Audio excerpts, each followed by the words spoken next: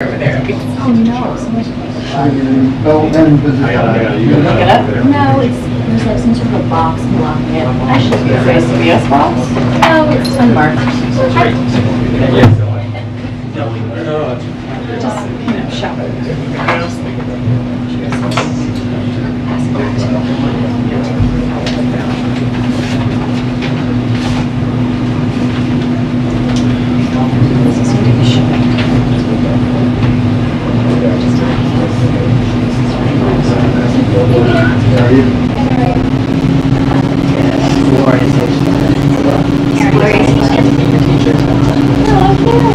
Did you actually do something? For this year's photo? You know, how much I used for yesterday's briefing. We literally. I don't have my contacts, so I actually can't see it. I'm sure it's really good. It's just like, I just feel like baby shades. Yeah. I think Yeah, those are really my Similar question. Good afternoon. Okay, hi everybody. Okay, so today the President will sign an executive order to implement the semiconductor funding in the CHIPS and Science Act. This bipartisan law will lower the cost of goods, creating high-paying manufacturing jobs around the country, and ensure we make more critical technologies at home. Specifically, this EO lays out the key priorities for implementation. It will also establish an interagency council to coordinate implementation of the law. This council will be co-chaired by NEC Director Brian Deese, National Security Advisor Jake Sullivan, and the Acting Director of the Office of Science and Technology Policy, Olandra Nelson. And today, the Department of Commerce launched chips.gov. It's live now. You should go check it out, which is a one-stop shop for funding opportunities, timelines, application, requirements, and so much more. With that, see, just one topper today. Go ahead, Amr. So back on student loans, I wanted to ask you, Congressman Tim Ryan and Senator Bennett were among Democrats that have made the point that the administration should have further targeted the student relief and proposed a way to pay for the plan. What does the administration say to, particularly like Congressman Ryan's point, that waiving debt for those already on a trajectory to financial security sends the wrong message to Americans? And I was also hoping you could talk to us, give us perhaps a little bit of color, to what extent were consultations made with particularly Democrats who had some misgivings and wanted to see this more fixed towards lower income Americans? So just a couple of things, because you asked me a bunch of things there, Amr. So first of all, this was a campaign promise that the president made, as we all know, during the campaign back in 2020, and he had wanted to make sure that he gives that little bit of breathing room to Americans who really need it. And this was targeted. This was targeted for Americans who are making less than $125,000. It gives that $10,000 debt relief. And if there are, and it has that Pell Grant provision in there, as we've talked about. You heard from Ambassador Susan Rice, and you guys have all read, I'm sure, the fact sheets. And when you look at the Pell Grant provision and you add that piece to it, that adds another, that could go up to $20,000, right? And so that's incredibly targeted. That's really important. Those borrowers who are on Pell Grant, let's think about this, right? Some of us in here probably had gotten Pell Grant. I had to get a Pell Grant when I went to college. And those are families that are $60,000 households, and that's nearly $60,000 per household. And if you look at it by half, that's 30. Part of that tranche is $30,000 people per household, and so that's incredibly targeted and will go very far and will be a big deal. Look, we understand, the president understands, and he said this yesterday, it's not going to please everybody. He understands that the policy is not. What he is trying to do is make sure that, again, we're giving families a little breathing room.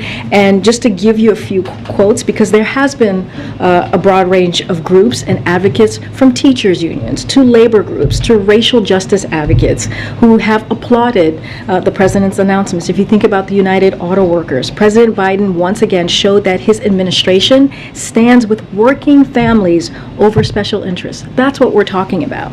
American Federation of State, County, and Municipal Employees, this is AFSCME. Today's historic actions puts money back into working people's pockets and frees thousands of families from crippling debt. That's what we're talking about.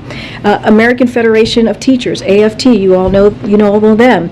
This administration's decisions have been a game changer. And lastly, Representative Clyburn, this will help free borrowers, especially borrowers of color, from the crushing burden of student loan debt and help make higher education accessible, affordable to all. And to your other part of your question about who we spoke to, we are constantly in conversations on all these types of big issues, big announcement, whether it's legislation, whether it's executive action that we take with Congress, with groups, and people who are really going to be affected by this. That is important to the president. And the way that we see this is a smart, fiscally balanced approach to deal with an issue that does indeed cripple families.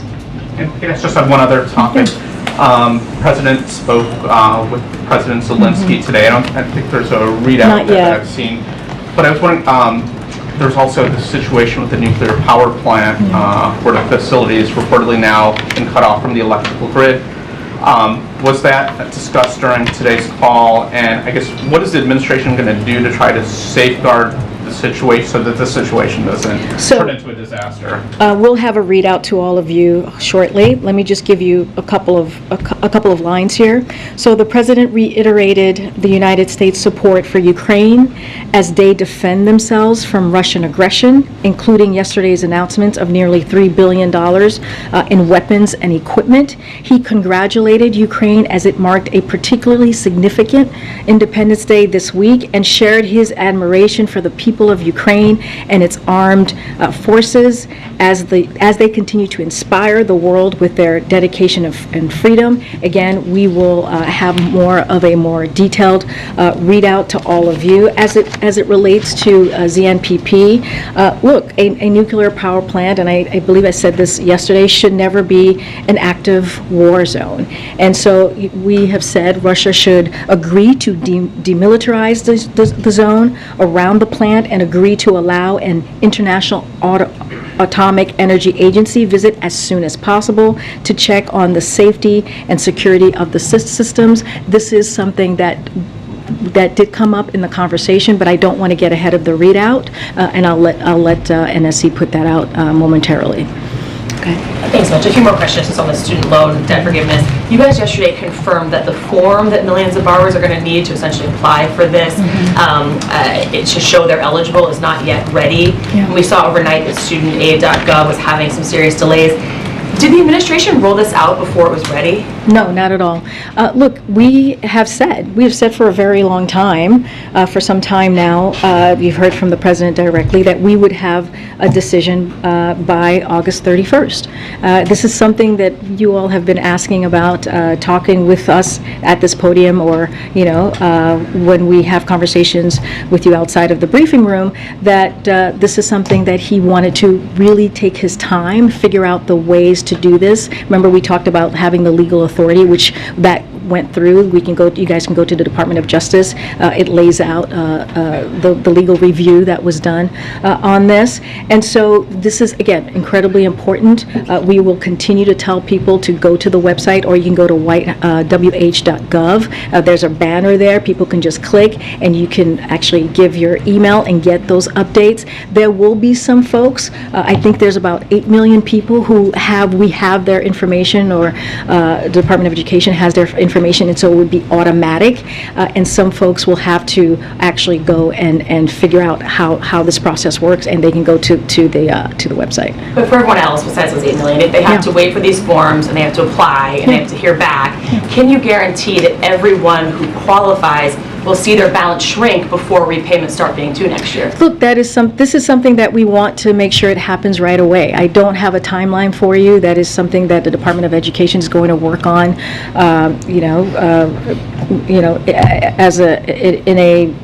in a way that's hopefully, as they can, in a fast way. But look, that is something, again, that the Department of Education is going to focus on. It is important. We want this to happen for these individuals. But again, as we know, the pause is going to be lifted at the end of December 31st, right, at the end of December. So we want to make sure that it is done in tangent. And so that's what the Department of Education is going to be focused on. I can just ask kind of the more political question too, following up. My colleague quoted Tim Ryan in Ohio. What a lot of the Democrats have in common, those who've been pushing back and sort of distancing themselves from this announcement, what they have in common is that they're pretty vulnerable politically, or they're in tough political races. Are you guys worried that you might have put more vulnerable Democrats in a tough spot, that you could have risked some of these races in November? So, as you know, I can't get into politics from here, so I have to be very, very careful. I do want to talk through some polling. So if you look at the targeted student loan forgiveness, that the announcement that you heard from the Department of Education and the President, it's popular amongst American people. 3 recent polls show that the President's proposal, the $10,000 forgiven, is supported by a majority of Americans. A couple of polls. The Morning Consult political poll in June among 2,006 registered voters found 51% support for giving $10,000. NPR, a survey of 1,022 adults conducted last month, found 55% of respondents back the cancellation of up to $10,000. The Economist YouGov survey of 1,500 adults in July found 51% of Americans are in favor of that threshold. So the majority of Americans approve of this targeted approach that you heard from this administration, and I think that matters. Again, I'm not going to get into politics and to what is the next several weeks are going to look like as the elections play out, but I can speak to the popularity of what we did, the importance of what we did, how this is going to help struggling families, and that has always been the plan of this president, especially as we look at the economy and making sure that we do not leave anybody behind. Go ahead, Steve, and I'll come around, folks. Go ahead, Steve. Do you have a better sense of how much the plan will cost? So, Ambassador, I want to make sure I give her the right title. Ambassador Rice spoke to this yesterday. I know this question was asked of her. And so just a couple of things before I get to that piece. The president's record on fiscal responsibility is second to none. And last year alone, you've heard us talk about this because this is incredibly important. He achieved $350 billion in deficit reduction. And this year, it's projected by the end of the fiscal year to be at $1.7 trillion deficit reduction. This is historic. What we're talking about here is historic numbers because of the work that this president has done when it comes to the economy. And the previous administration added added debt every year of his administration, and one of the things that we continue to do is make sure that we bring down the debt. If you look at the Inflation Reduction Act, is projected to decrease the deficit by hundreds of billions of dollars over the next 2 decades, even after taking this action. So that is also important to note as well. Look, but just to reiterate what my colleague said yesterday, the domestic policy advisor, it will also, all of this, as when it comes to costs, will also depend on how many of the loans canceled were actually expected to be repaid. It will depend on how many borrowers actually take up this opportunity before we have a real sense. But again, we have a deficit reduction that is historic, and we also know this last piece here is that independent experts like Goldman Sachs agree that the president's plan will not have any meaningful impact on inflation. In fact, Goldman Sachs and others estimate that it will reduce inflation. So that's just one more thing that I wanted to add because I know that's been a question that others have had. Are you expecting the president to bring this up in his speech tonight? What should we expect from that speech? So the speech, I have a little bit of a preview for all of you. We knew you would want to ask, and as you know, got to be careful of what I say. So tonight, the president will lay out the choice before Americans.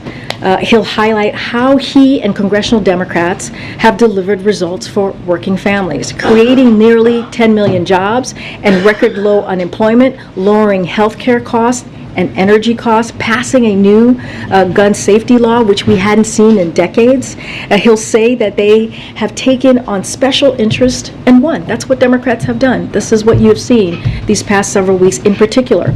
And he'll say what they are still fighting for is protecting a woman's right to choose, not a national ban on abortion, which we have seen from the other side, the safety of kids in school, not protecting the NRA, as we've seen from the Republicans, and the right to vote and have that vote counted, which is so incredibly important as we talk about our democracy. The president will contrast that with congressional Republicans and their extreme MAGA agenda, taking away our rights, defending the super rich and corporations, and putting Social Security and Medicare on the chopping blocks. That is the plan that they have put forward.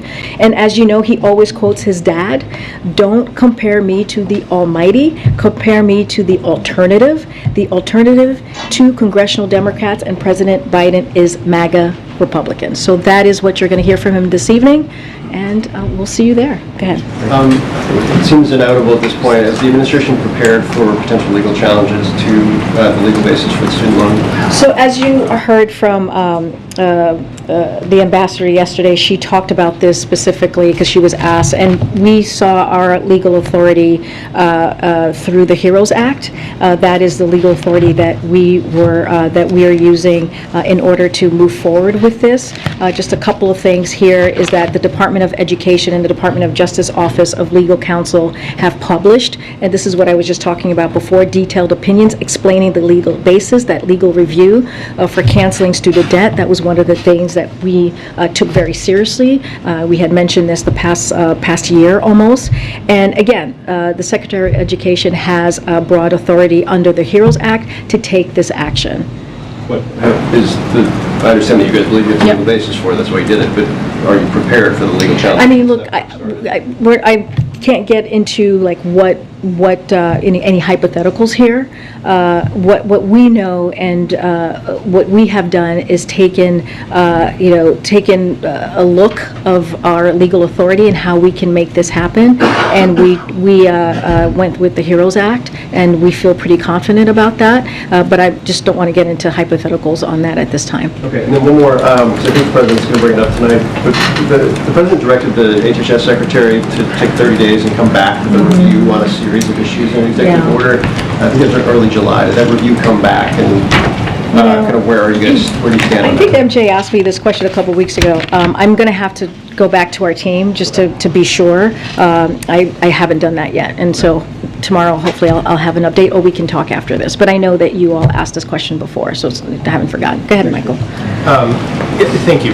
If I could go back to something my Fox colleague asked yesterday, and that's about the who pays for this.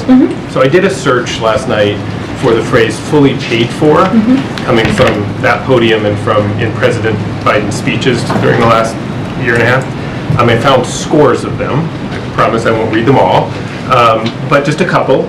You quoted experts saying that the package referencing the IRA would, quote, quickly and noticeably bring down healthcare costs for families, would be more than fully paid for.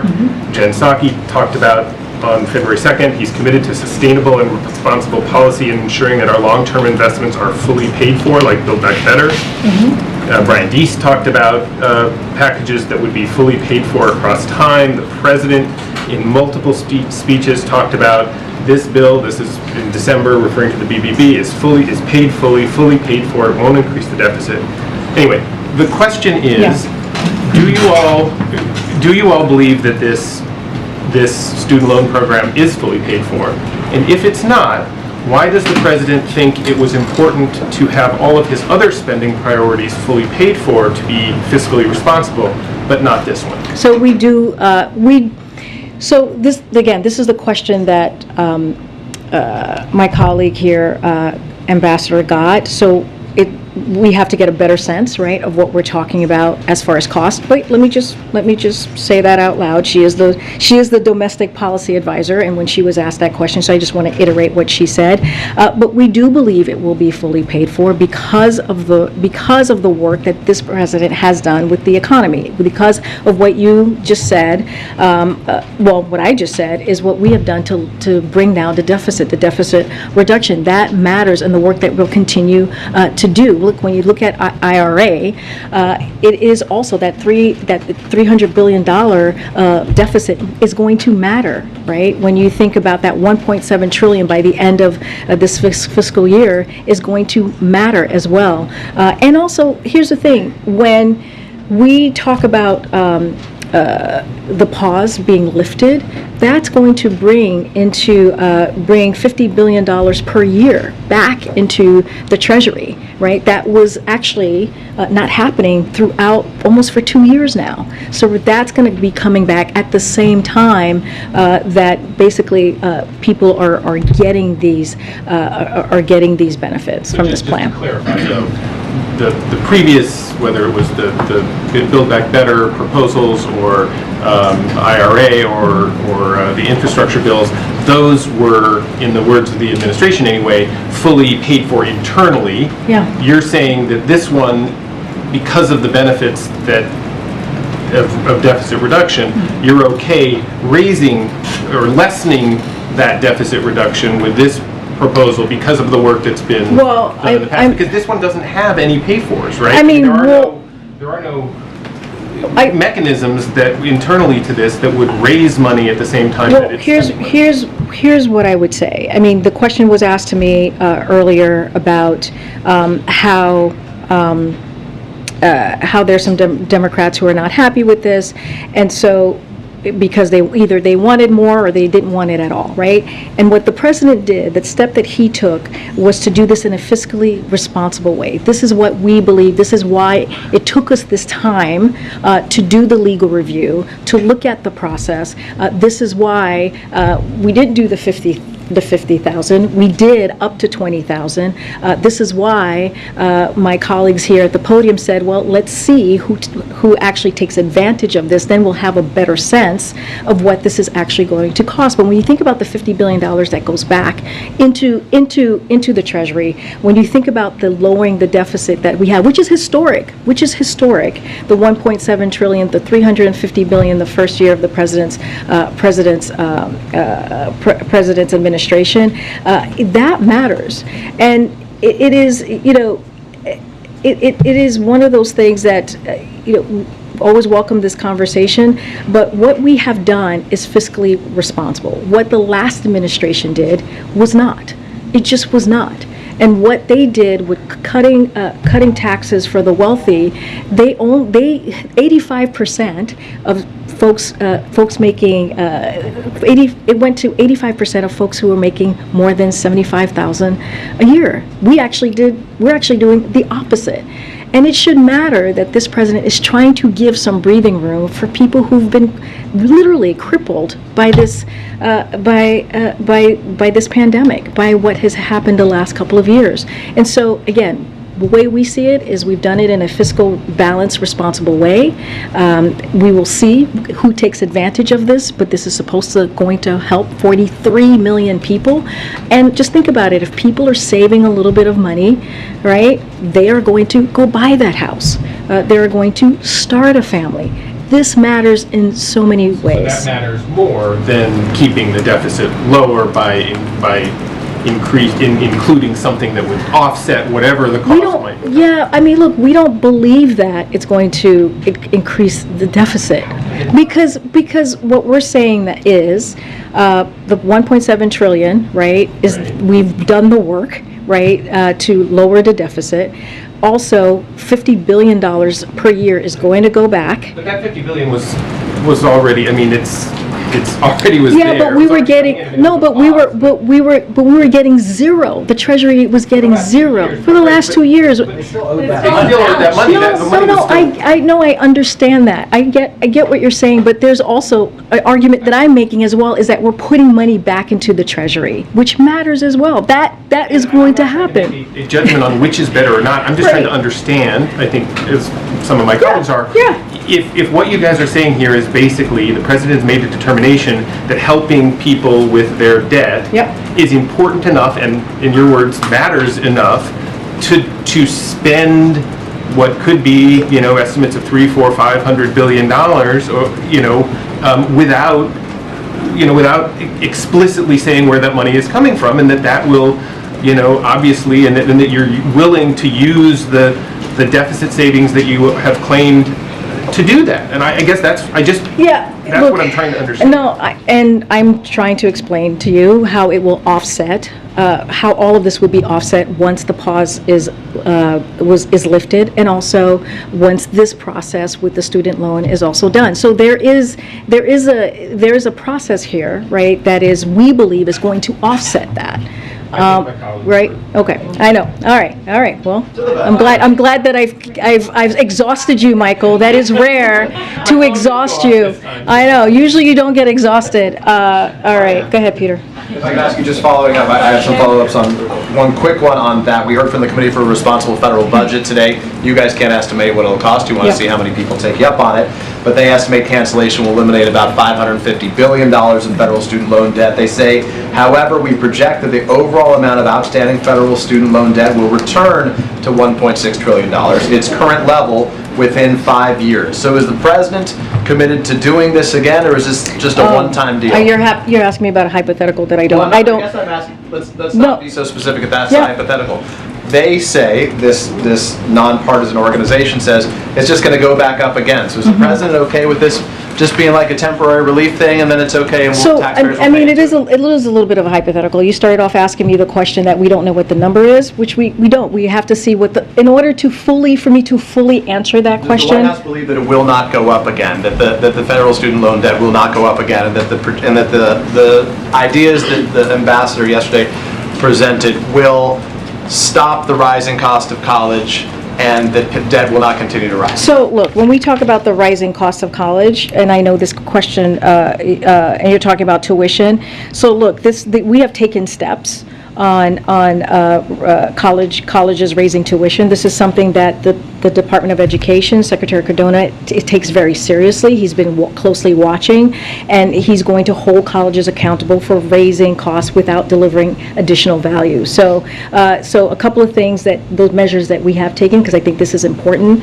as you're asking me this question for Americans to hear. We reinstated an enforcement office at the Department of Education. We terminated a college accreditor that had previously followed colleges and that defrauded borrowers to get access to federal student loans, and we're rolling out new resources to help students make more informed decision on which schools will better deliver. So these are steps that he is taking. We will monitor, we will crack down on anybody who is acting in this way, that is defrauding students. That is something that you heard from Ambassador Rice herself.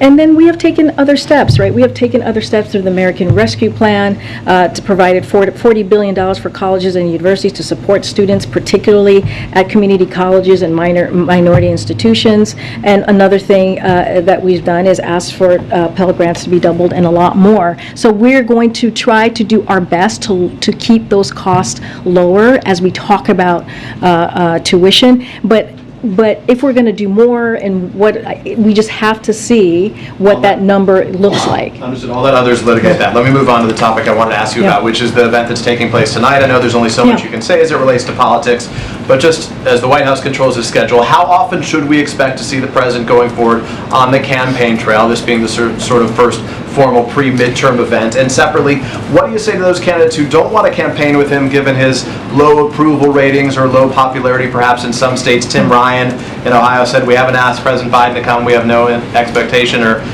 no plans to ask him to campaign. Michael Bennet in Colorado wouldn't even comment on it. So I'll say this, look, Democrats, as we know, has a lot to talk about.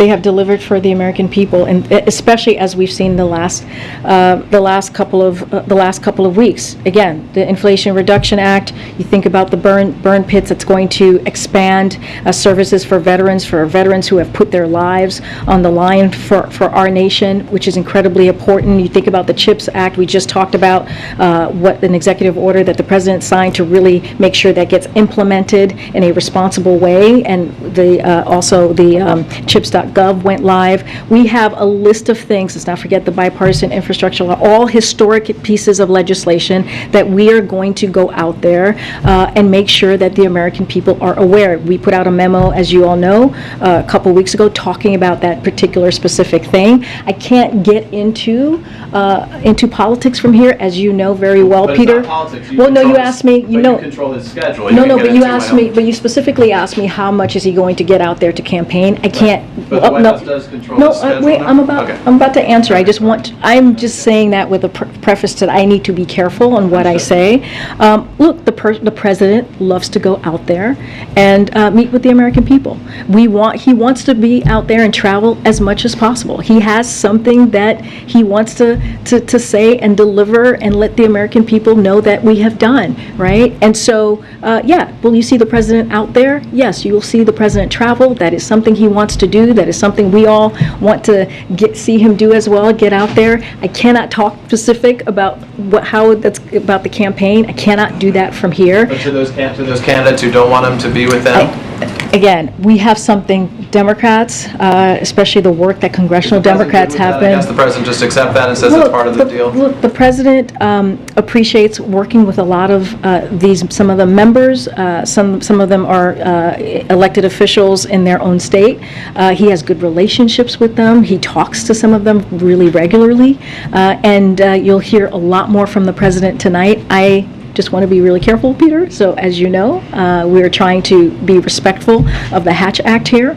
But again, we believe that Democrats have a lot to sell. We have done a lot to deliver for the American people, and we are happy to contrast what we have done against our congressional Republicans, and that's what you're going to hear from the president. Okay. But I'll come to the back. Thanks, Karine. Just really quick on student loans. Yeah. Does the president expect or does he want the education department to hire additional staff to handle what could be millions of applications that are already struggling to handle the existing student loan programs that they have? Well, that's a very good question. I've not talked to the president about that specifically. I do not know what is going to be coming in to the Department of Education. That is something that they will have to speak to about their own staff and what that looks like.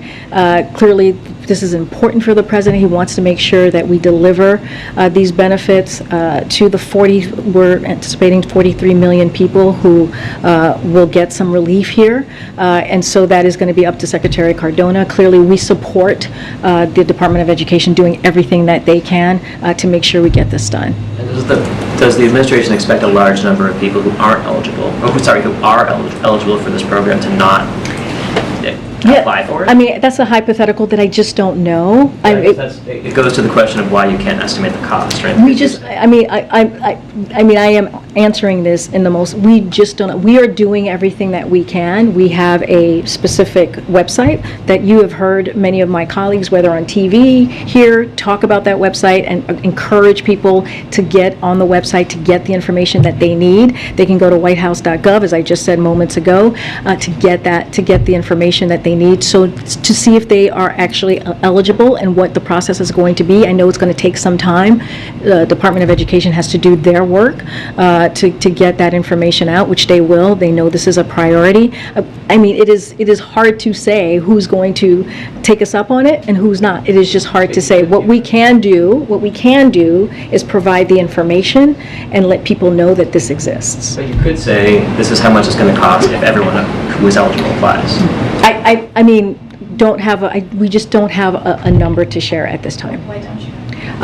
Look, the secretary, the former UN ambassador spoke to this yesterday. We just have to see, it is a process that we just need to take a look before we can answer that question. We just don't want to get ahead of But ourselves. I guess what I'm struggling with, and I think some of my colleagues have asked about is... Yeah, you asked the if same you- question yesterday. This is nothing new, right? This is a asking sum. different questions. Oh, okay, but you picked up on what he was saying, so. I was going to say, if you don't know how much it's going to cost, how can you guarantee that it's going to be paid for, even if you're defining paid for in a way that some of us have questions about? Look, I think what I can tell you is this, is that we have done the work to make sure that this is done in a fiscal responsible way, in a balanced way. If you look at how we were able to do the deficit reduction in the past 2 years, almost 2 years, 350 billion in the first year, 1.7 trillion reduction that we will see at the end of this fiscal year. That matters as well. That matters by bringing down that deficit. It matters on how we can get this done for the American people. But let's not forget, the pause will be lifted, and that's going to matter as Treasury is going to get the revenues that they haven't been getting in some time. Again, we will, Susan Rice is the domestic policy advisor. I'm just going to reiterate what she said, and we'll actually know more once people take us up on it and get a sense if they will. But we know we do have what we do know, right? Which is what I just listed about the deficit reduction, which is important. This matters in this case. Okay, Nancy. Thanks. Just on the Iran deal, I'm wondering if the U.S. is optimistic about the prospects for restarting that nuclear accord. Say that last part. Is the U.S. optimistic about restarting the nuclear accord, the Iran deal? Yes. I thought you said something else. Sorry. Okay. It was hard to hear that last part. Look, we have taken a deliberate and principled approach to these negotiations from the beginning, from the start. If Iran is prepared to comply with its commitments under the 2015 deal, then we're prepared to do the same. The administration, along with our allies, is preparing equally for scenarios with and without a mutual return to full implementation of the JCPOA. The president will only conclude a deal that he determines is in the national security interest of the United States. So again, we have always said diplomacy is the way to get to a nuclear deal, back to JCPOA. And so we're just going to continue to have those conversations. Just want to follow up on that. What did the administration say in its response to Iran and the European Union regarding the EU proposal to revive the 2015 nuclear agreement? So, as you know, we receive Iran's comments on the EU's proposed final text, and we're reviewing them now. We provided our response to the EU yesterday. The Department of State confirmed this yesterday as well. We're not going to negotiate in public. You hear us say this all the time. We're just going to continue to have those open lines of communications. Thanks, Corinne. I'm sorry, Jackie. I was hoping, could you And then I'll reflect, go to the back. could you reflect a little bit on the the decision against the Idaho abortion law, particularly in light of the Texas ruling in the other direction? I mean, is there something that can be learned from this? Look, we put out a statement not too long ago about the particular, the Iowa decision. I talked about the Texas decision yesterday, which is the district court affirming that medical providers can deny life-saving and health-preserving care for women, even if they are suffering from hemorrhaging or life-threatening hypertension, which is what we saw about 24 hours and heard from the Texas district court. Look, this is something, as you all were asking me about what the president is going to lean into, this is something that he will talk about, which is how Republican legislators are working to roll back the freedoms Americans have, really depended on for nearly half a century. And it's more and more clear that it is against the will of the majority of Americans. And that's what you're seeing, right? That's what you're seeing even with the Idaho decision. That's what we saw with Kansas as well. It's like the majority of Americans are making their voices clear, right? This is not what we saw, the decision that we saw on June 24th, the Dobbs decision, was not the majority rule, was not the voice. That can be learned from the opposing rulings? I mean, contrary rule? Well, I mean, I think it's basically what I just stated, right? Which is like majority of Americans have been very clear on this. You know, when it comes to that Dobbs decision that came from the Supreme Court on June 24th, it was not of the voice of the majority of Americans. And what we're going to see is women across the country are going to continue to make their voices heard to reclaim rights taken from them by the Supreme Court. President Biden and congressional Democrats are listening, and we're going to be committed to restoring the protections of Roe. And so that's what we're going to do. That is going to be our focus. But again, this is the majority of folks here in this country disagree. They disagree because this has been life-changing when you think about the Dobbs decision that was done just a couple months ago. On the Zelensky call, if I may, the president just tweeted out about remaining committed to Ukraine. I was curious if there was any conversation at all about faith in Zelensky himself, considering earlier reports of distrust. Did that come up? Did the president feel a need to give any assurance to Zelensky that he was behind him personally? Yeah, I don't have the specific readout. As when I walked out, the readout hadn't come out yet. I gave you a couple of points of what was discussed, but the full readout will be out soon. Look, we've been asked this question before. We support Zelensky, the president, and his his fight for freedom. We are impressed, have been for the past 6 months, of what the Ukrainian people have been able to do, to be able to fight off an unprovoked war by the Kremlin. Again, we cannot forget this. This is, the Kremlin decided that they didn't want Ukraine to be a democracy, but it is a democracy. It is a sovereign country. And so we announced the $3 billion tranche yesterday. That shows our support for Ukraine. That shows our long-term support for Ukraine, and we're going to continue to support them as long as they need our help. Again, they are fighting for their democracy, and that matters. And we have been incredibly impressed by what they have been able to do, and we're going to continue to hold the Kremlin accountable. That's going to be our focus. No talk. I don't have any visit or any announcement of a face-to-face. As you know, the first lady was here recently of Ukraine, and both the president and the first lady, Dr. Biden, was honored to have her here for her visit. And so, as also you know, Secretary Blinken has visited Ukraine and met with his counterparts there. So we have had other clearly members of the administration go visit and talk to their counterparts in Ukraine. I'm going to go to the back. Go ahead. Thank you, Corinne. Quick one on the event tonight, and also a question about the questions you can't answer about politics. Sure. So why a rally in Maryland? Is there anyone on the ballot in Maryland, Chris Van Hollen or anyone like that, who the president needs to spend his time trying to shore up going into November? And secondly, in the past administration, and I'm not saying that this was actually a good strategy or even one that was technically compliant with the Hatch Act, I'm not sure. In the past administration, when there were questions that would come up that were questions that could not be answered from the White House briefing room, the press secretary would literally leave the White House briefing room and go to some other building so that they weren't in a federal facility and they could get around the Hatch Act. So are you going to start having briefings other than here? Or so you want to meet in some back alley somewhere to have this conversation, to talk politics? Is that what's happening? Well, yeah, James. Well, look, I don't know if I want to compare how we behave with the last administration. That is not something that I would want to be doing at all when it comes to the Hatch Act and being responsible and doing the right thing.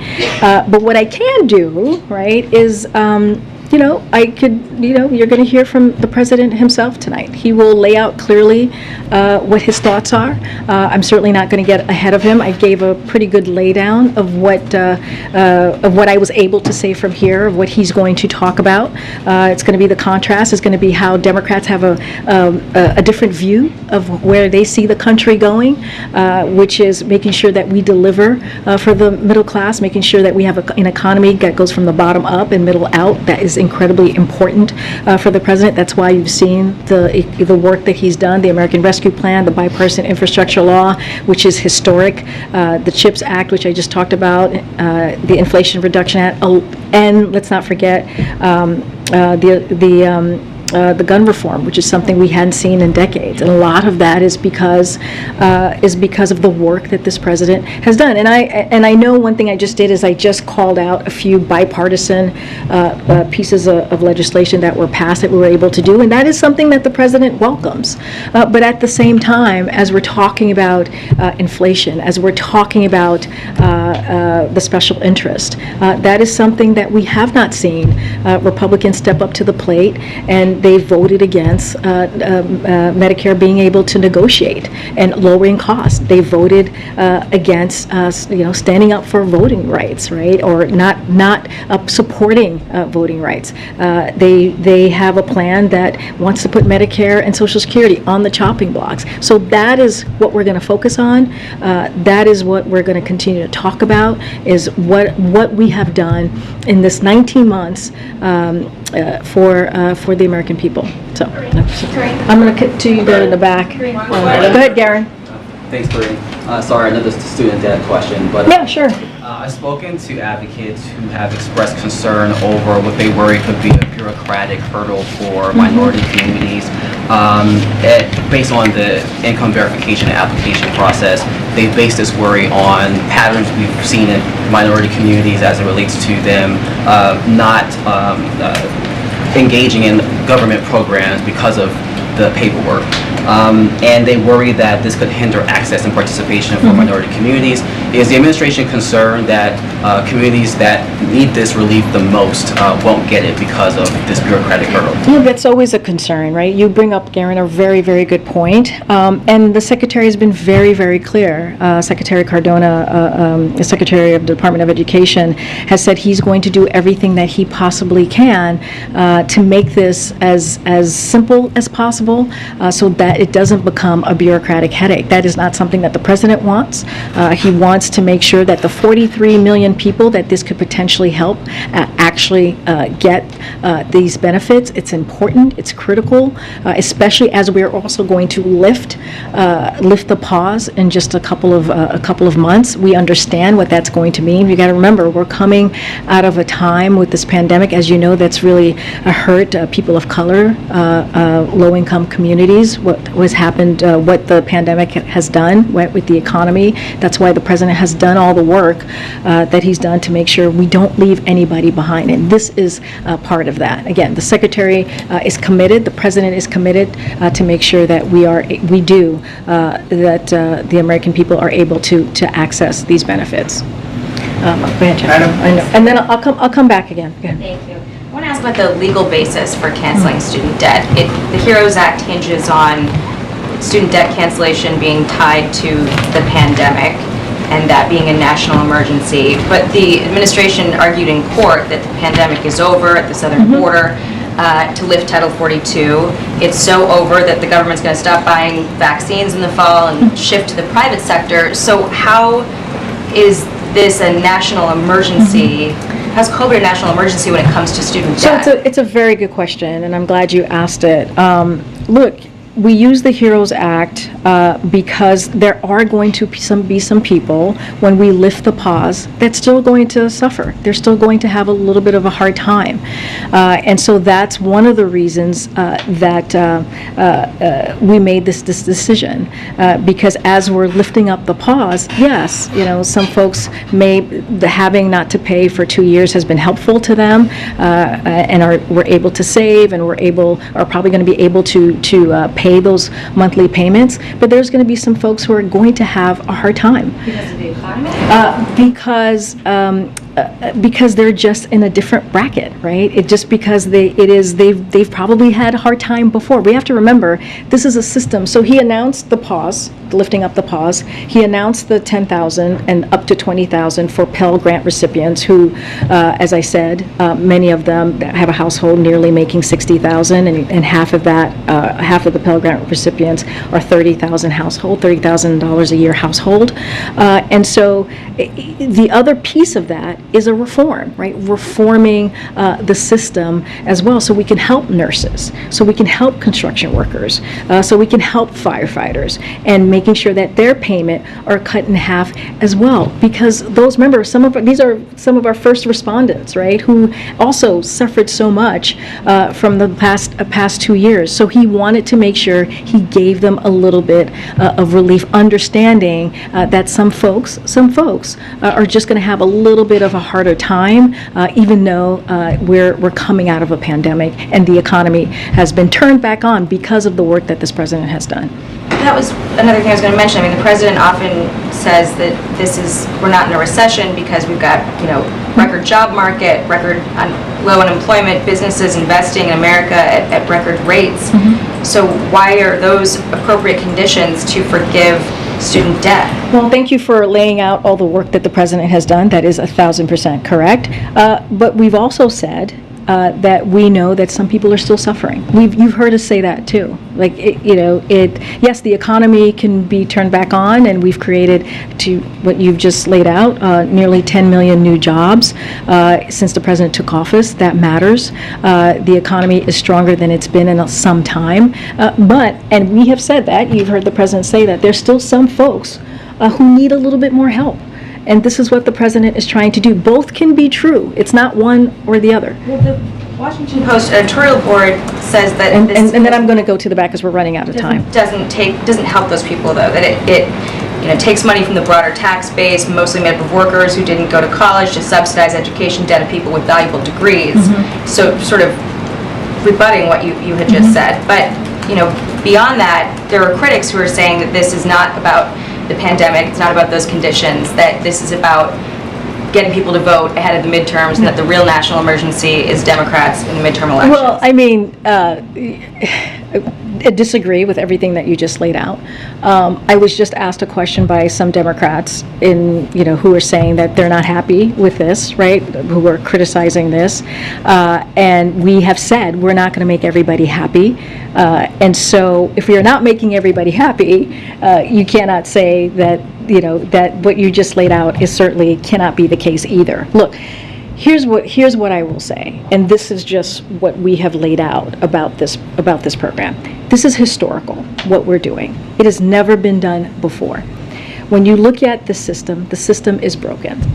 And we're trying to reform it so that we can help people who really need it. The way that this president has done this, he's done it in a targeted way, so it helps. It doesn't give a penny to anybody making more than 120. Let me finish. More than 125,000. And if you look at the Pell Grant recipients, we're talking about people, again, and I've said this multiple times in this briefing room today, and we said it multiple times yesterday, $60,000 household. We're talking about $60,000 household.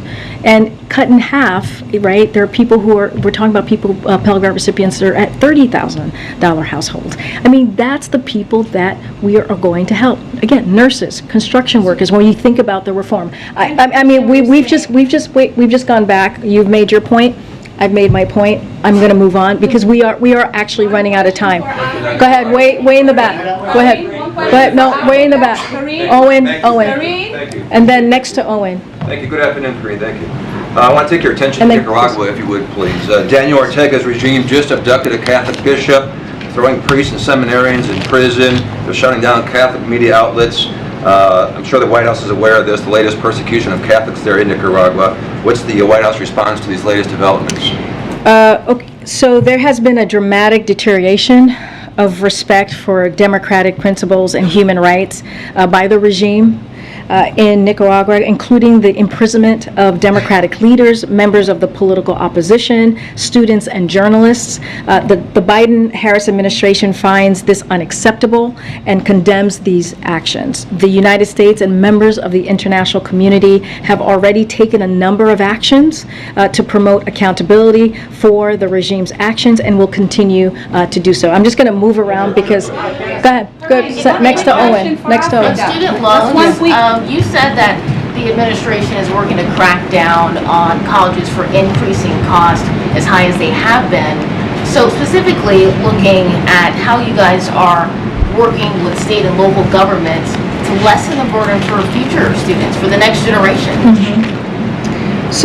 So the actions the president announced yesterday benefits borrowers, including future borrowers, by cutting monthly payments in half. This is the reform that I was talking about just a moment ago, and that's important, right? When we're talking about, I had some examples here that I can use in a second. But when we're talking about construction workers, right? When we're talking about nurses, we actually had this in our fact sheets that was really important as well. So if you think about construction workers in particular, who is making $38,000 a year, and this is going to be for future folks as well. A year with a construction management credential would pay only $31 a month compared to the $147 they would pay now. That's an annual savings of nearly $1,400. This is because we are reforming the income-driven repayment. That's why we're able to do that. Go from 10% down to 5%. A single public school teacher making $44,000 a year would pay only $56 a month on their loans compared to the $197 they pay now. That would mean an annual savings of nearly $1,700. A nurse making $77,000 a year who is married with 2 kids would pay only 61% a month compared to the $295 they pay now. That's an annual savings of more than $2,800. This is what we're talking about, reforming a system that's broken for people who are really truly needed. This is why we said we did this in a targeted way, and a current or future borrowers making roughly the equivalent of $15 minimum wage won't have to make any payments at all. So this is what we're talking about, and this is why this is so important, again, to give people a little bit more of a breathing room. And I'm going to go to you, Joey. I don't want to miss you. Governments on this to... Well, the Secretary of Education and his team certainly will be to do that, and have been when we're talking about cracking down. I think that was originally your question. And so this is clearly something that the Department of Education is focused on. Go ahead, Joey. Will the administration eventually release a cost estimate on the student loan forgiveness plan? In other words, you don't have one yet, but moving down the road will... Yeah, I mean, that is something that the Department of Education is going to lead, because this is something that this is an action that clearly was taken by the Department of Education. I don't have any more to speak on to that, just kind of relay back to what the ambassador said yesterday. And then secondly, what was giving President Biden hesitance about doing this program earlier, or the student loan forgiveness earlier this year? In other words, he dragged out this decision for a long time. Was he concerned about inflation? Was he, why didn't he make this call back in April? Well, he wanted to do it in a fiscally balanced way, and there was that legal review. I remember when you guys were asking us this question, we wanted to make sure the legal review was done. That is up on So it's just a matter of getting the legal authority? I think that's part of it, right? That's part of it, getting the legal authority. Another part of it is making sure that he listens to everybody. His economic team, right? He has conversations with congressional members. He has making sure that he hears from all the important voices as it comes to this issue. And so that is something that the president did. He made a campaign promise, and he wanted to stick to that campaign promise, which he did, and he actually exceeded that promise because of those conversations that he was able to have. Thank you. No problem. I'm going to take two more. Matt, and then I'll go back one more. Yeah. I have a quick question. You said a couple times that this is a fiscally responsible way of doing this.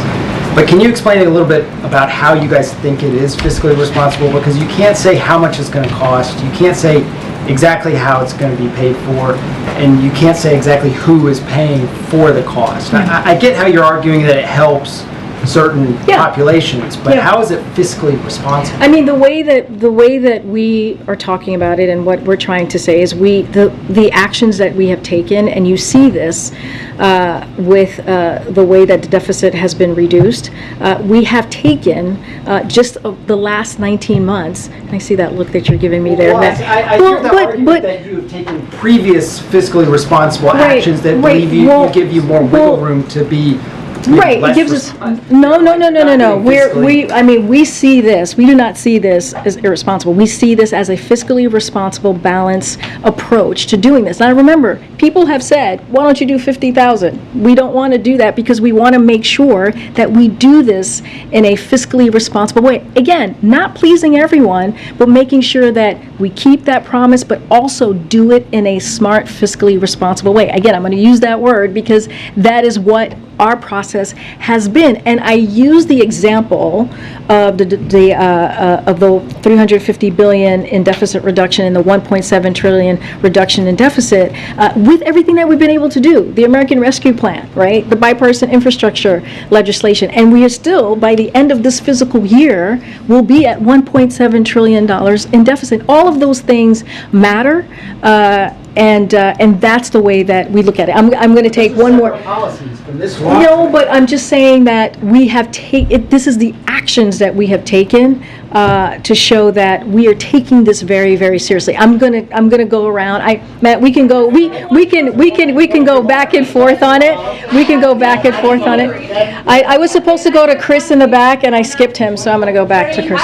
My question is about the marriage bill that is in the You're Senate. not being respectful. Go My question is ahead. about To your colleagues, to your own colleagues. As you see, I jump. Okay, go ahead. Respect your colleagues. Respect your colleagues. Go ahead, Chris. My question is, will the president reach out to Senator Schumer about scheduling a vote on that marriage bill when the lawmakers return from? I'm sorry, Chris, you're going to have to start from the beginning because there was some disrespect happening. This is a legislation for lawmakers upon they left upon Senate recess. You're being disrespectful. Go ahead. The marriage bill. Will Senator Schumer reach out for? Will the president reach out to Senator Schumer for a vote on the legislation when all lawmakers return from recess? So is the president going to, just make sure I heard this right, is the president going to reach out to Senator Schumer for a vote? Yes. Okay. So as you know, we are constantly in conversation with Congress, members of Congress. This is something that we put out a SAP when it first passed the House, supporting the marriage equality bill. This is incredibly important to the president. You heard from him back in, I believe, 2012, when he was one of the first voices to talk about how important marriage equality was, being ahead of many others. He has been an advocate for the community. He will continue to be an advocate for the community. So because of that SAP, it showed our support, saying this is something that we want to see pass. I'm not going to get into private conversations that we have had, but certainly that SAP that we put out shows how committed we are and how much we want to see that happen. Folks, I will see you tomorrow. A religious combination to get the 60 votes would be necessary to end a filibuster to get the process moving. Does the administration see value in such an amendment to the bill? Say that one more time. There's talk about an amendment to the bill that would allow for religious, some sort of religious accommodations in order to get the 60 votes to get the bill advanced. Does the administration see value? So, as you know, we've always said we leave the mechanics of the Senate or Congress, in this case the Senate, to the Senate and the leadership, but we'll continue to have those conversations. This is an issue that is, and you know this, Chris, tremendously important to this president. Guys, I'll see you tomorrow. Why the White House is signing on Afghanistan? Crazy, right? You would think that she would actually answer some questions, right? No. This is the Biden administration. They don't answer no questions. So we just watched about an hour of Corinne Jean-Pierre not answer any damn questions. Corinne Jean-Pierre, however you say her name, I don't care. She didn't really give any answers to anything else. And I'll be honest, I wasn't really listening to everything because I'm kind of curious why so many people are commenting on PPP loans. You know, I did, right? I commented on PPP loans. Many of you guys that have been watching for a long time know that I own 3 companies going into COVID. I own 2 now. One of them we ended up having to close because of the pandemic. But we weren't forced to close. We decided to close that company down because we just didn't want to do what everyone else was doing and lower our freight rates so much that people couldn't afford to make a living. You know, and not us, our carriers. You know, it was a logistics business. So, you know, we ended up closing that. And that was a, I don't know, $250,000 a year business. And we didn't take out PPP loans or anything like that because, well, I just don't believe in them. Now, what's kind of interesting is a lot of people, Boyer, he owns Boyer Chevrolet and all that. He's a congressman, a Democrat from this area in Northern Virginia. He commented that Marjorie Taylor Greene took out PPP loans for her company, Taylor Construction, in 2020, which is kind of interesting because, you know, I was like, isn't that the pot calling the kettle black? Because I just quickly searched the PPP database and was able to locate his PPP loans for $1.93 million. So, which I don't know why so many people are being critical of people who took PPP loans while kind of pretending like they're better than them for not doing it. There's just a notable person that just did that as well. Another social media commentator. And I don't know. It's only going to be a matter of time before he deletes his tweet because, bro, that's all I could say. The PPP loan is a searchable database that everybody can go and look at. You know what I mean? Everybody can do it. And then you could say, well, you were in litigation with the company. Well, it's weird because when I checked Pacer, your litigation didn't start till nearly a year after you collected that PPP loan. But anyway, Pelosi's husband took PPP loans. Here's the thing. I was just, you know, I kind of went down a deep rabbit hole this morning while I was waiting for my printer to heat up. And as you can see, I'm printing all the sweatshirts behind me. These boxes are not going to be out on time. I apologize. I'm doing my best. But then I had to leave and go get the keys for the new warehouse. I'm going to start moving stuff tomorrow. So tomorrow night's show is going to be a big show. We're going to do some giveaways and stuff as well. But I'll be live in the new warehouse. So there'll likely be a tour throughout the place and all that tomorrow night around 8 o'clock Eastern time. But a lot of weird stuff. I decided to like dig deep into the PPP loan stuff just for a little bit to see how many people, you know, the PPP loans were capped at $10 million. That was the most you could get, right? A $10 million loan. There were 108,000 companies that all took those PPP loans. 108,000 companies that took PPP loans to the maximum, so they got checks for $10 million. Now, the craziest thing about those, and maybe some of those were paid back, who knows? Some of those were probably fraud as well. But I went through like the first page, just, you know, searching for the CEOs, and one CEO was worth $999 million. Another CEO was worth $435 million. Another CEO had a net worth of $720 million. And I'm like, whoa. So if you totaled up all these companies that all received the max $10 million PPP loans, how much would that be? It works out to just over $1 trillion, right? And what's interesting is if you add the net worths of all those individuals that took the PPP loans, guess what? I didn't do it. But guess, you know, I only did like 5 or 6 and we were at like $500 million, or no, we were at like 5, you know, I don't know what it was. I think it was at like $20 billion already. And I only went through like 5 of them.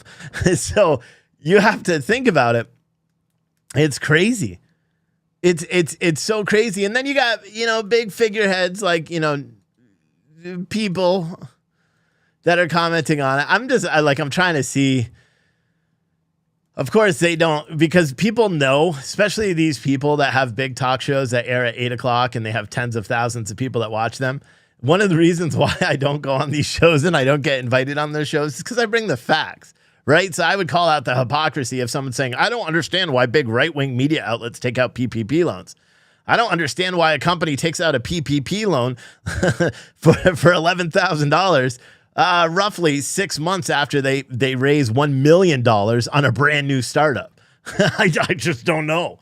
I have no idea why that would even happen, and nor do I understand why that person who's still listed on Connecticut documents as the CEO of that company and was the one who sued a year later, why that person would take to Twitter and chastise conservative media companies that took PPP loans. As far as I'm concerned, I thought the PPP loans were to keep companies in business. I didn't realize that they were for anybody. You know that guy Greg Stitchfield or whatever? He's on Newsmax, I believe. He took PPP loans as well. He's got a net worth like I would die for. You know what I mean? It's so annoying.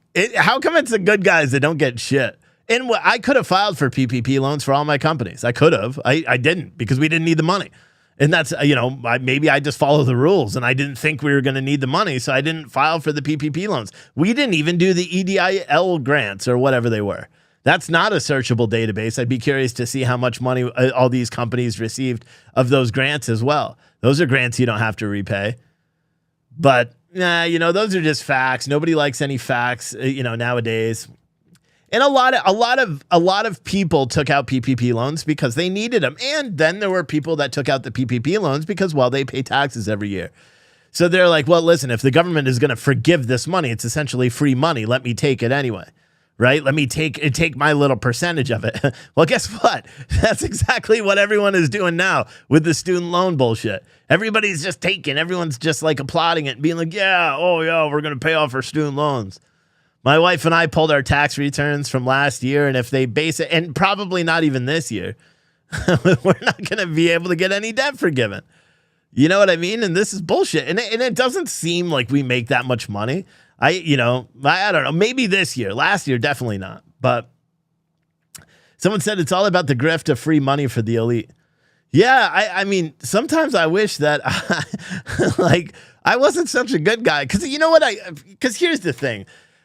I'm an independent business owner right now, right? We have great days of sales. Like the highest sales day probably ever was on Friday night, right? That was the highest sales day we've ever had. Great. We needed it. We need it every single day, to be honest. Because right now I'm printing up shirts. I'm doing all this stuff. We're going to move into the new warehouse. I just realized something. All these boxes are going to take up every bit of coffee that I have. So that now I got to order more coffee, and now all the shirts and all the designs and everything, those are gone. So I got to get more of those. And it's a never ending cycle of bullshit. So sometimes I would be like, why can't I just have some gift horse punch me in the mouth right now? You know what I mean? Just someone that's like, hey, Steve, you work really hard. Here's here's $100,000, grow big. God, can you imagine what I could do? I could turn that $100,000 into $500,000. In a matter of months right now because of this plan that I have. And I'm going to do it anyway. I was talking to one person last night, a friend of mine that I knew from the truck driving days and or the freight broker days.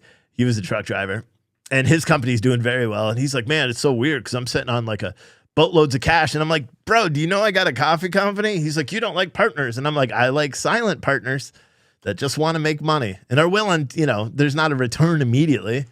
That's why we only have two, because I don't like people. I don't like people that are just constantly like, oh, what's going on? Brad and Bruce are the two that have, invested in this coffee thing. And I tell you what, they're going to make some money.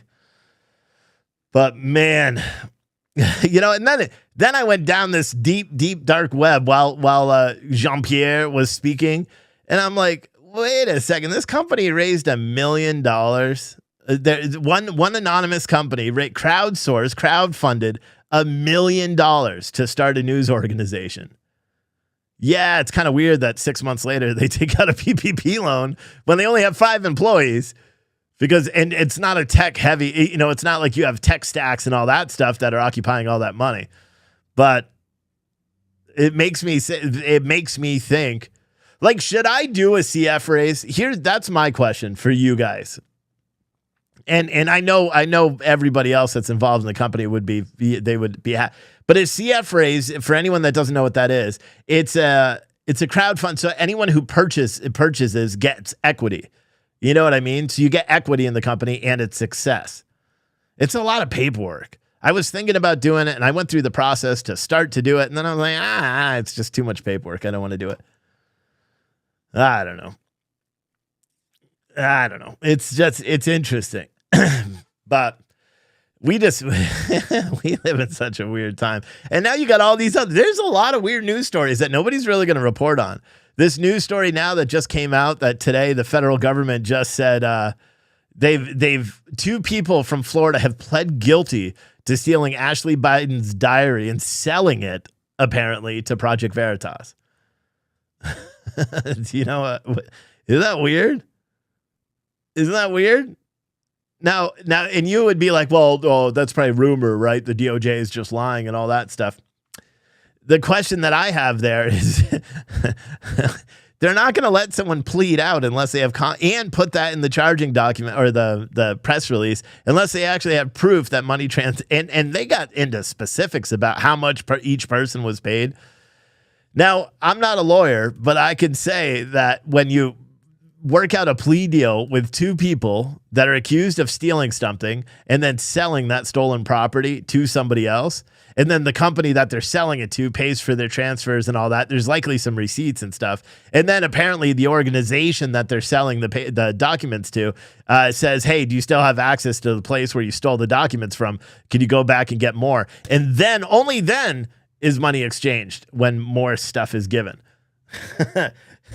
Oh, and part of the pleading guilty was that they're going to testify against this organization. I don't know. I mean, look how grimy the Department of Justice is already, going after, President Trump and all that stuff, storming Mar-a-Lago. I don't know, man. I don't know. Someone said they want you to own anything and or own nothing and be happy. I don't own a lot, but I'm happy. I think about it every day. Every day, I like last night, I was so tired, man. And I got home and I'm trying to work on the computer, trying to do some website stuff for the Pure Truth Coffee side, and I just ran out of time. I've been in this office since 5:05 this morning. Got up at 4:30, barely even finished my first cup of coffee, and I'm like, I got to go to work. I got to print all these stuff. And then the landlord for the new warehouse, he's like, hey, guess what? And I'm like, what? And he's like, it's done. You want to come get your keys now? And I'm like, yes. And so then I had to drive 45 minutes up the highway. It is what it is. Someone said, so was Project Veritas wrong because they purchased it? No.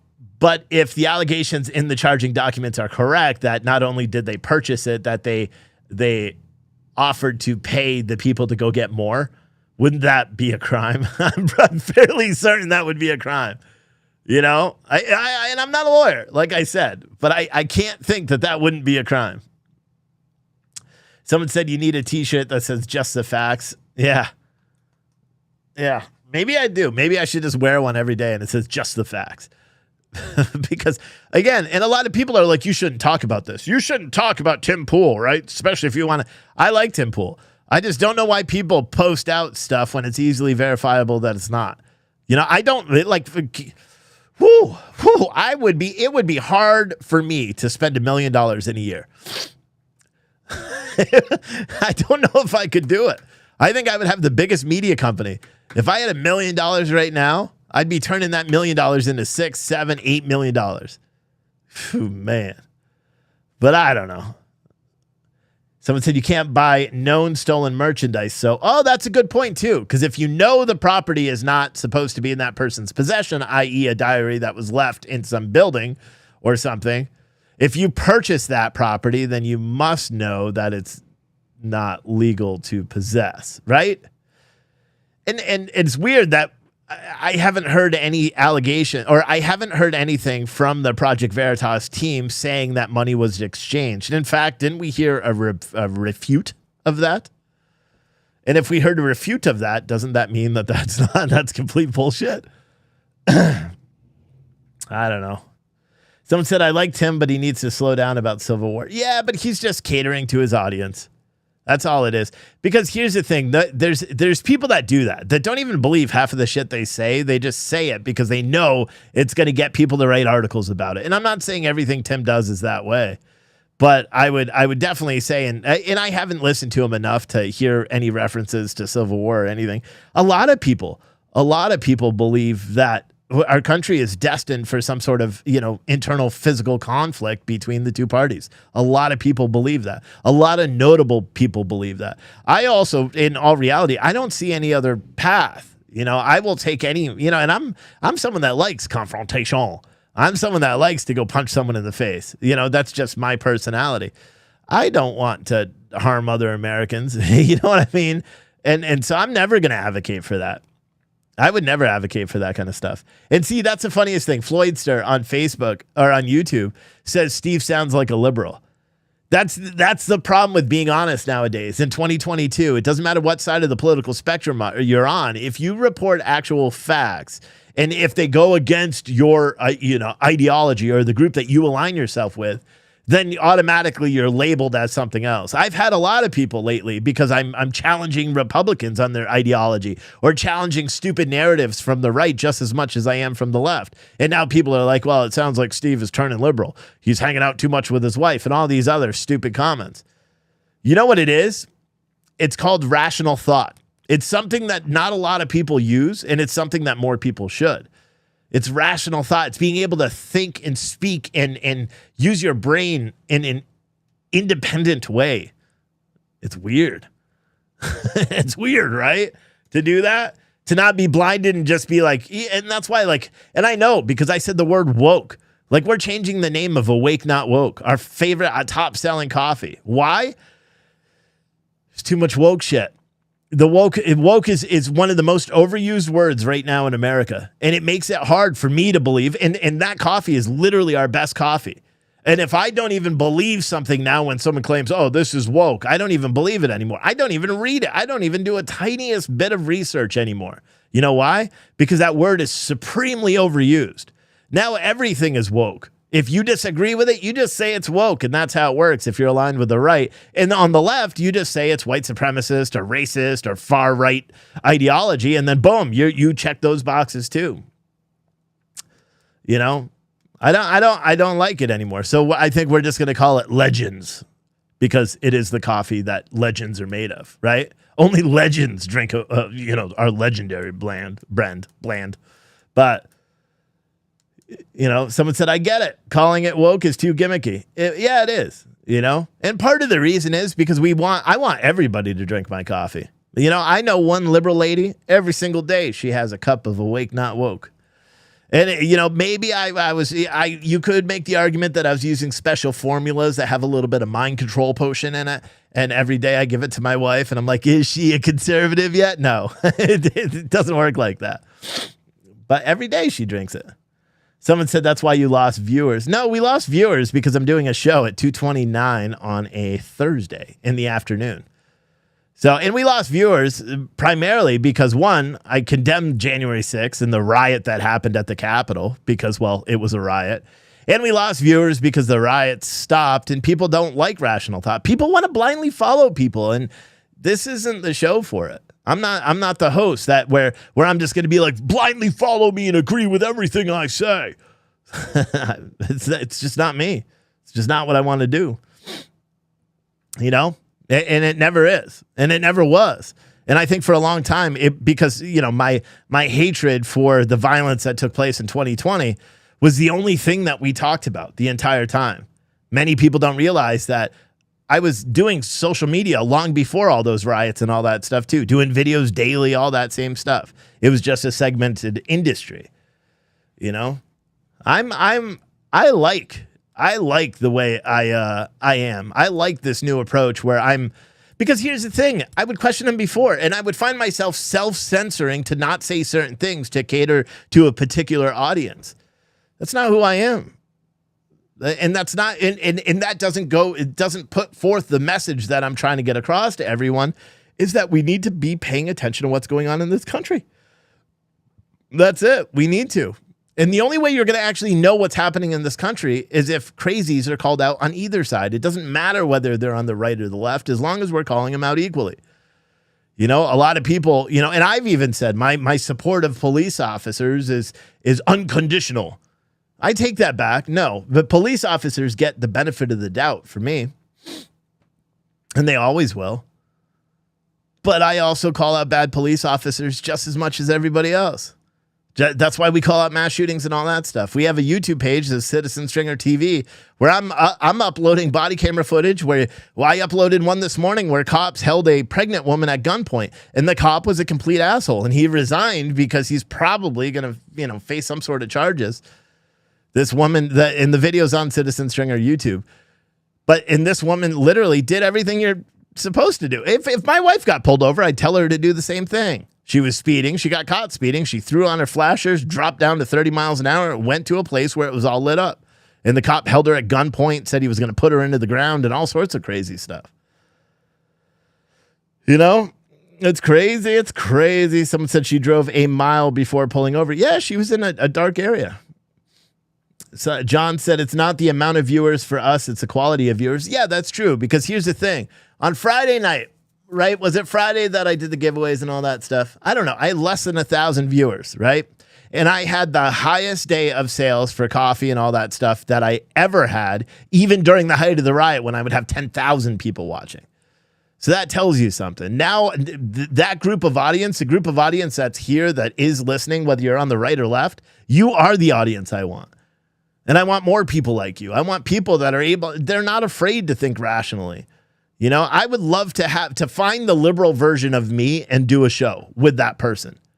It's just, can you imagine that? We can't do it in person though, because we'd beat the shit out of each other.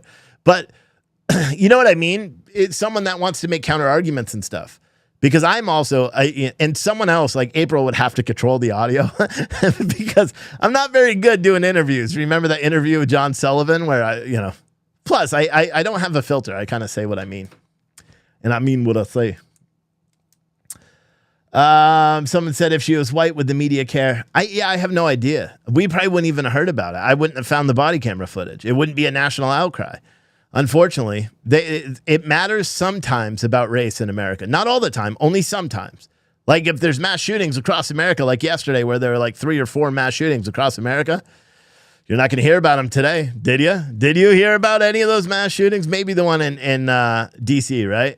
Maybe you heard about that one outside of the school. What about the one in Chicago outside of a school? What about the one in Baltimore, Maryland? There was another one last night too. I think it was in Philly or something like that. But nobody talks about those mass shootings. Someone said I did a good interview with Villain Phoenix. Yeah, because I like Villain. The reason I didn't do it, and I've done good interviews with some of the other political candidates and stuff that have come on. But I also talked to Villain a lot, or I talked to him a lot prior to that as well. So we already knew a lot of, each other's positions. But man, someone said cops can't let the ego get them. Remember back in the day, a state trooper was mad at an ambulance, which was also carrying a patient, didn't pull over fast enough. Then the cop assaulted the EMS driver out front. Yeah, that just happened maybe a month or two in a city where a police officer actually grabbed a female EMT while a patient was on the stretcher by the throat. And it was captured on surveillance video of the hospital. I don't remember where that was, but I think that officer was fired as well. Yeah. Someone say, I say the crime and time should be the same. J6 should have got the same as 2020. Yeah, but and I suppose I agree with you in that regard, but you can't it's like blocking the roadways. You know what I mean? You can't say it's acceptable to block the roadways. One, because another group didn't get in trouble.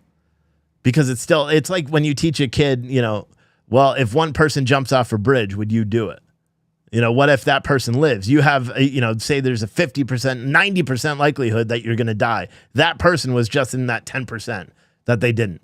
Would you jump off a bridge? It's the same. And it's weird, right? Because a lot of these things that you teach children can be applied to everyday life. You know what I mean? Like treat others how you want to be treated and all that stuff. Like the White House needs to have a press conference in that. So apparently Joe Biden is going to be holding a speech tonight. I didn't know that, but apparently he's going to be speaking tonight about something. We just heard that for the first time during this daily press circus. So that's cool. Yeah, what else? I don't know. There's not much else going on here. Let me look over here. Just drop my pen. What time is it? I got to print more hoodies. I'll be honest, I'm waiting because something is supposed to happen at some point, a big deposit. So I'm waiting for that because I got to place another coffee order and I got to rent a truck and do all this stuff to move a lot of all this stuff. And because my plan is to move everything into the new office tomorrow, if I can. And then I move the internet hookup to tomorrow afternoon as well. So tomorrow night, I should be doing the show live from the new place if everything works out. Hopefully. But how many of you guys are excited? And it'll be a late show and we'll do it just like last week, where hopefully Live on Patrol is on and we'll watch that. I've put out a bunch of different body cam videos, so we'll probably watch those tomorrow night and provide commentary over them and all sorts of stuff, man.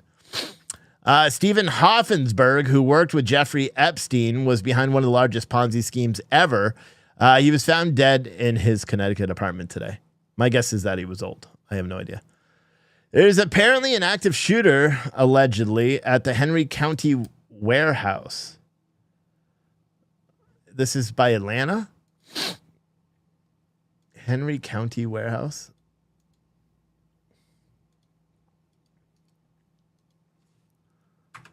Let me see.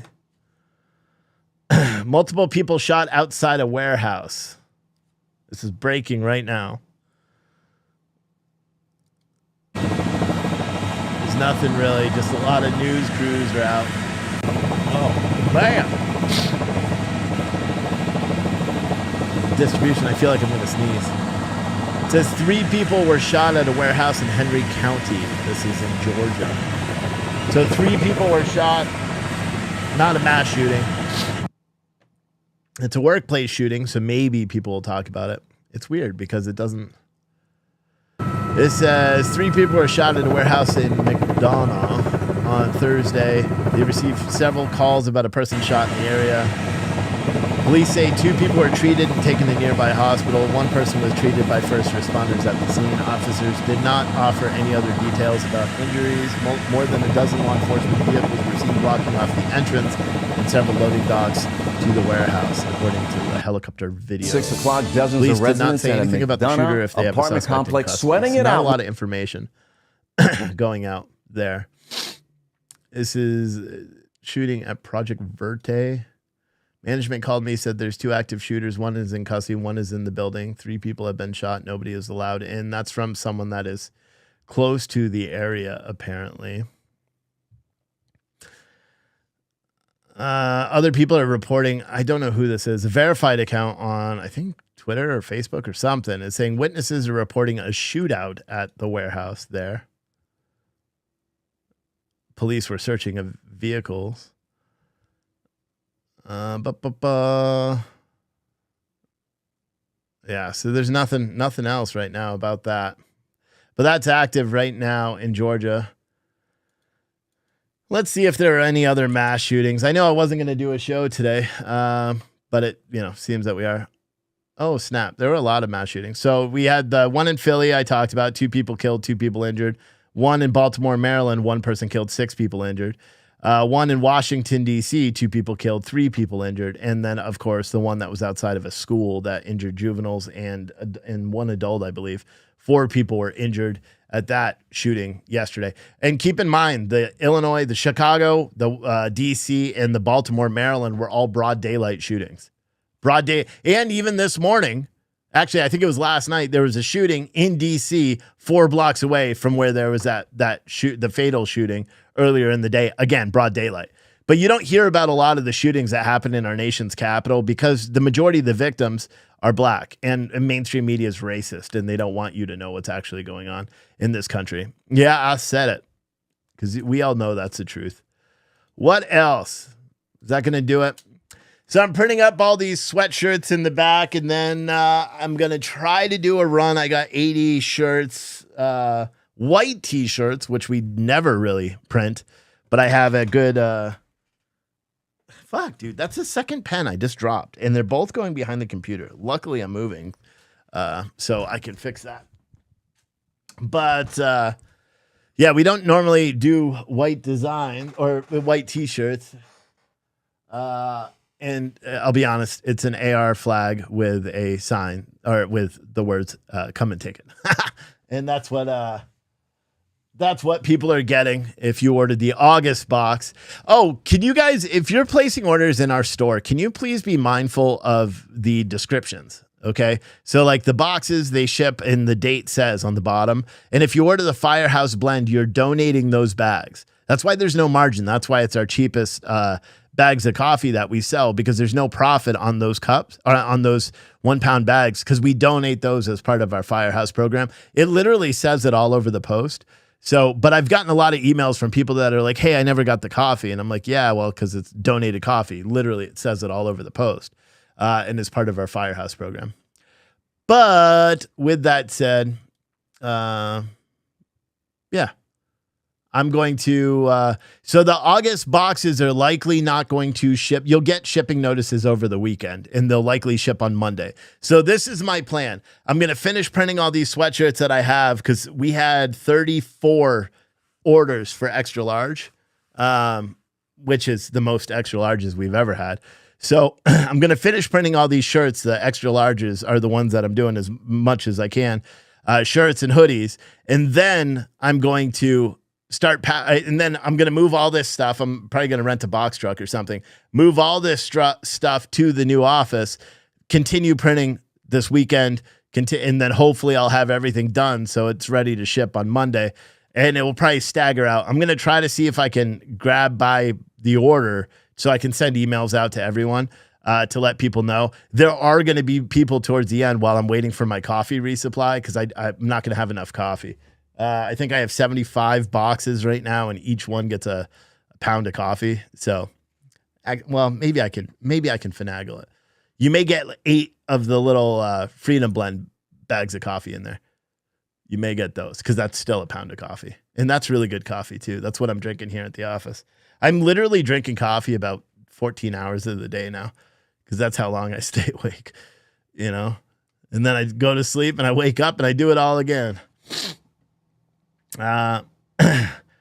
Tina said, so you're leaving the place where you're at? No, so I because I'm shipping so much now, because our store is getting so much bigger, I needed to get a warehouse, because this space isn't set up for and the postal service doesn't like it. So we got they're called condo units. So they have 2 offices in the front and then a warehouse in the back. So that's what I ended up getting. And that's about 45 minutes up the road. So we have the store, which is going to be open Thursday, Friday, Saturday, and Sunday. And then when I do my shows and everything starting tomorrow night, it'll be at the new place. And yeah, so, and hopefully I could find someone that works here. Otherwise, I'll just be here in the morning handing out free coffee, and hopefully I don't have to. But that's it. Someone said, how's the gas drinking that much coffee? No, you know what? I'm surprised. It's not that bad. I have indigestion right now because I had Arby's for lunch because I was driving around. But, yep. But there you go. There's the answers for everybody. I still don't know. Do you guys think I should do a crowdfunding? Like, part of me wants to, because then it does is it markets it out, gives us so I don't have to take out loans and stuff. But then the other part of me, if this thing is really successful, I don't want to pay anybody else. I want to keep all the money. I want to be rich. I want to do nonprofits and college funds and all that stuff. But all those things. But yep, that's it. Someone said Project Veritas just answered. Project Veritas just answered the complaint. I don't know where that is. Did they do it on their website? Because we did talk about that. So let me go and do that live. I probably got an email from them, but.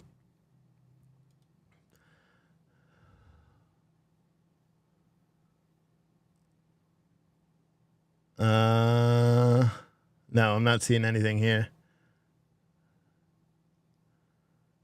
Yeah, I'm not seeing anything on their page. So I'm not quite sure what you're talking about. It's not on their website. Maybe they have it later. But, and again, I hope it's not true, because that's going to make people not have faith in Project Veritas. And granted, I'm on the record as saying I'm not a big fan of their style of of journalism. I don't like that undercover journalism. I don't think it is a smart thing to try to trap a woman in a parking garage so you can ambush her with questions. I just don't think it's a good idea. And they've done that, and I don't like that. And I've said that, but again, it's a valuable thing that they're doing by uncovering so much detail all the time. So, and nobody else is going to do it. So, you know what I mean? Nobody else is going to do it. So you're kind of in a catch-22. I just don't like it. You know, I just don't like that style of journalism. Someone said the building you had was huge. What building? This building? This building is still big. It's just not set up for an active shipping site. Because you got to understand, we're shipping 15, 20 orders a day. But when we do these boxes take up virtually the entire front area of the store. It's 70 boxes. Each box is 14 by 10 by 8.